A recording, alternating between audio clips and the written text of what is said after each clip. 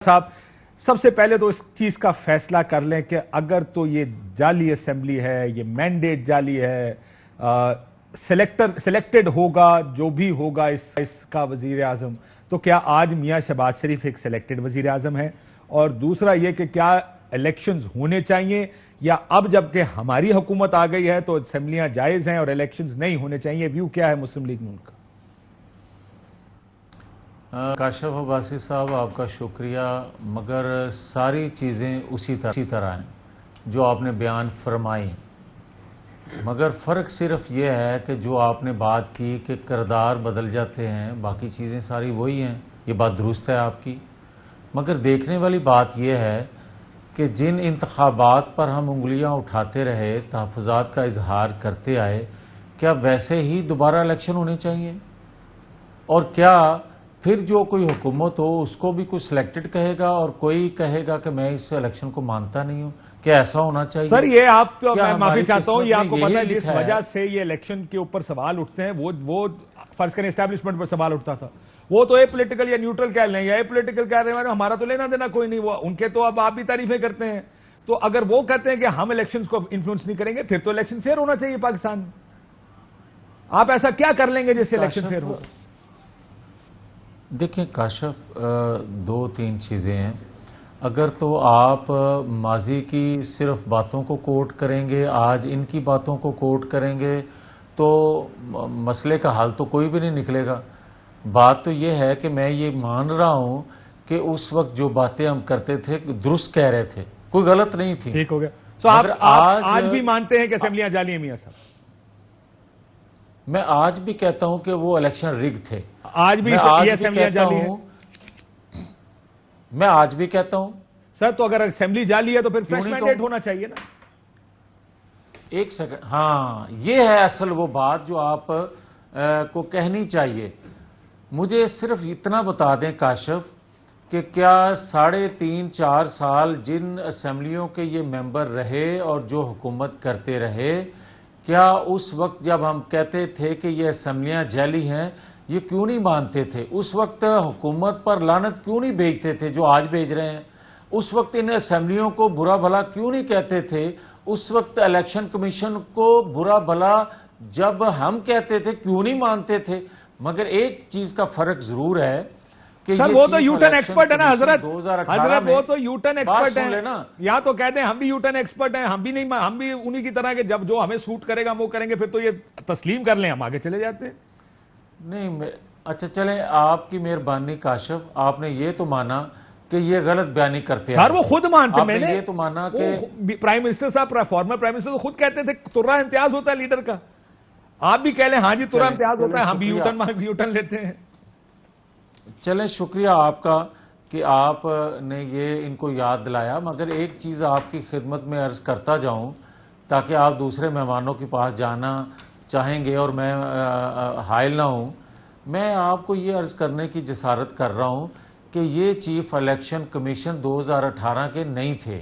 ये बाद में आए। जो आपने कहा कि इलेक्शन कमीशन के सामने हमने एहतजाज किया, आपको ये भी इल्म होगा कि ये इलेक्शन जब डस्का के हुए तो इसी इलेक्शन कमीशन ने करवाए और इमरान खान साहब ने उस वक्त से रवैया किस तरह इनके खिलाफ बदला। इसी चीफ इलेक्शन कमीशन ने डस्का में जो वारदात इन्होंने की थी उसको बेनकाब किया। अब बात सीधी सी है कि मौजूदा जो चीफ इलेक्शन आप कह रहे हैं बात सीधी सी है कि चीफ इलेक्शन कमिश्नर सानू सूट करता है इसलिए इन्हों चलन दो, पिछला सूट नहीं सी करता इसलिए ਅਸੀਂ ਉਹਨਾਂ ਦੇ ਖਿਲਾਫ ਇਤਜਾਜ ਕਰਦੇ। ਇਹਨੂੰ ਲਾਇਆ ਕਿੰਨੇ? ਇਹਨੂੰ ਲਾਇਆ ਕਿੰਨੇ? 2018 ਦਾ इलेक्शन ਤੁਸੀਂ आप लोग कहते थे कि खलाई मखलूक ने किया, उसको लगाया किसने था? कभी आपने इसका जवाब दिया है? अच्छा, आप मुझे ये बताएं कि जब कोई खलाई मखलूक हो या ज़मीनी मखलूक हो, अगर कोई आइन से मावरा कोई कदम उठाएगा तो उसकी निशानदेही मैं करूंगा तो मैं जुर्म करूंगा? बिल्कुल नहीं करेंगे। साथ अगर किसी ने सरकार आपने किया, खाली तो कहा लेना, सिर्फ आप ये कहते हैं इसको किसने लगाया? नायब चेयरमैन आपने लगाया, आप उसको गालियां निकालते रहे।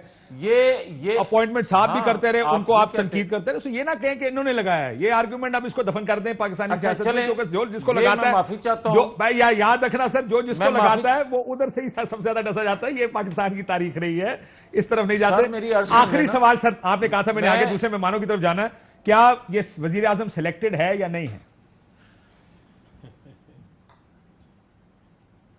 मियां साहब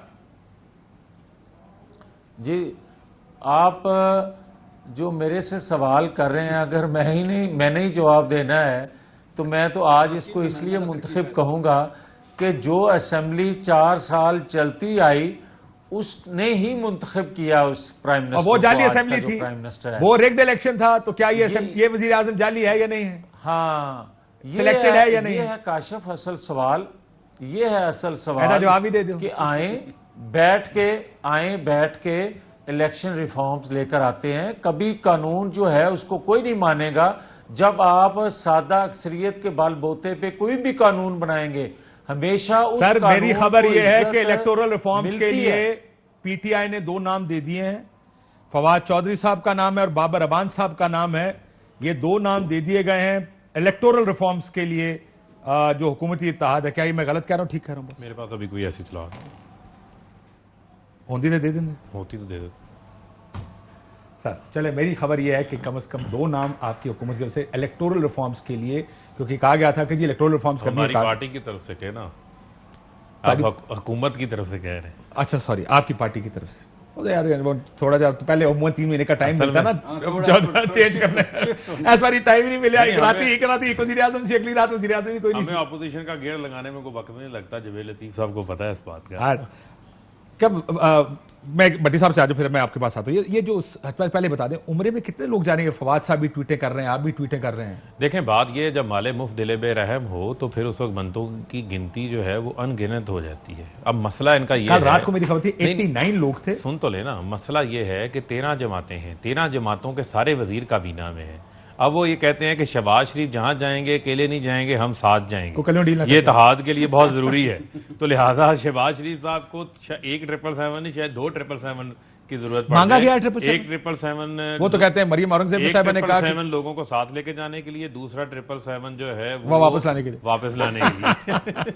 एक वैसे वो कहता ना, वो एक सरदार जी अपना घर किसी को दिखा रहे थे, 3 स्विमिंग पूल थे। उसने कहा क्यों 3 क्यों? उन्होंने कहा एक ठंडे पानी में नहाने का दिल करता कदी तो उस हंसते, तो उन्होंने कहा दूजा वो कदी गर्म पानी से नहाने का दिल करता उस हंसते, तो कहना तीजा कहता कदी नहाने का दिल नहीं करता, तो तीजा जहाज शायद उस हंसते। तीसरा जहाज भी आ सकता है। लेकिन आपकी खबर क्या है? मैं ये कह रहा हूं कि क्या ये सियासी बयानबाजी है, ये वाकई सरकारी खर्चे पर 100-150 लोग जा रहे हैं? सियासी बयानबाजी नहीं है। आप ये देखें कि जिस दिन से ये खुला है, सारा मामला हुआ है, तो वजीर आजम हाउस में खाबे भी खुल गए हैं। यहाँ तो अडयाला जेल के, कोट लखपत जेल के वो खिदमतगार, उनकी इफ्तारियां भी शुरू हो गई हैं। यहाँ पर तो जो है वो भट्टी साहब अभी शो शुरू होने से पहले गिला कर रहे थे, हमें ना निहारी खिलाई, ना आपने पाए खिलाए, ना हमें जो है वो आपने रोटी खिलाई। गलत बंदे को पूछ रहे हो। वजीर आजम हाउस में तो भट्टी साहब को मैंने कहा अब हम बाहर आ गए, अब हम हाजिर हैं।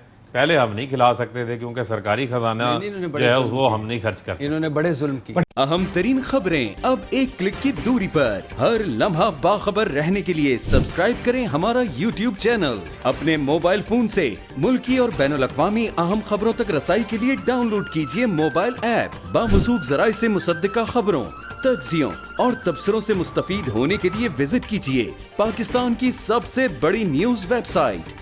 ARY न्यूज पहुंचा रहा है खबरें सबसे पहले आप तक, ताकि आप रहें हर लम्हा बाखबर।